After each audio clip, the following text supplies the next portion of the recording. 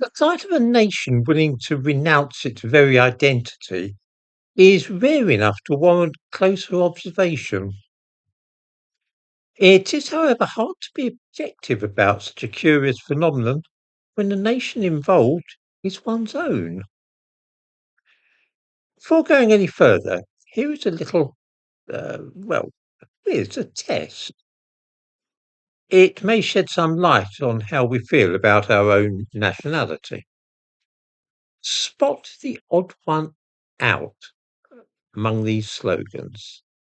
Ireland for the Irish, Palestine belongs to the Palestinian people, England for the English. The first two are, of course, legitimate expressions of national fervour. The third is racism, pure and simple.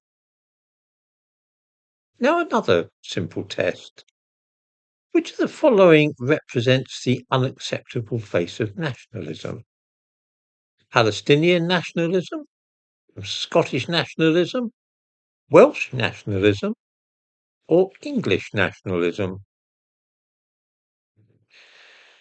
To produce this extraordinary state of affairs, a country, well, literally ashamed, I suppose, of itself, has required some pretty nimble mental gymnastics. The whole process has been shot through with classic Orwellian doublethink. For example, the country's intelligentsia are, in general, eager to recognise the legitimacy of any small emergent country, from Biafra to Croatia. This has been a trend since at least the 1950s or the 1960s. These same people now variously question whether an English nation can be said to exist at all. The very word foreigner is no longer used. When I use it, it raises eyebrows. I'm sure people know. Its use in many circles is likely to cause slight concern. This peculiar attitude has been greatly aided by the deliberate blurring of the distinction between racism and nationalism. This confusion will soon be enshrined in law. It is already enshrined in law in some ways. Um, you can be accused, if you're accused of racism, the police will come down on you like a ton of bricks. There might not be a specific offence of being racist, but racism will bring you within the reach of the law. The difference between races and nations is clear and incontrovertible. Nations actually exist, and those who live in them are usually proud of their country and its traditions. There are, on the other hand, no distinct separate races, each with its own characteristics and customs.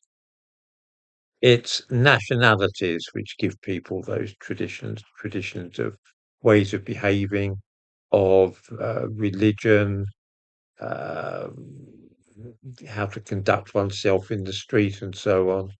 There's all the difference in the world between nations and races.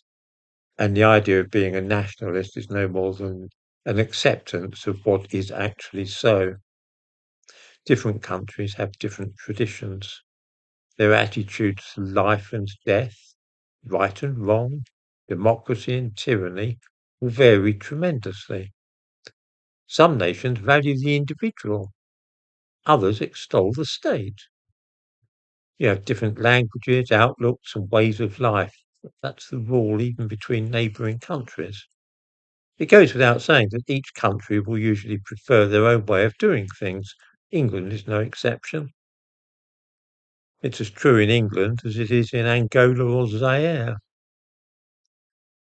Perhaps it's time we abandon some of our post-colonial guilt and took as an example some of the world's newer countries places like some of the Balkan nations, like Bosnia, and in the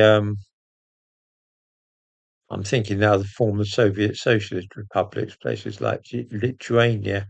These people are all proud of their nation. They're proud of being nations. And we tend to encourage that. We encourage Ukraine was part of the Soviet Union until a few decades ago. We encourage the Ukrainians to feel proud of their country and to, engage in nationalism. And yet, when it happens in our own country, we regard it as a terrible failing. It's a strange state of affairs.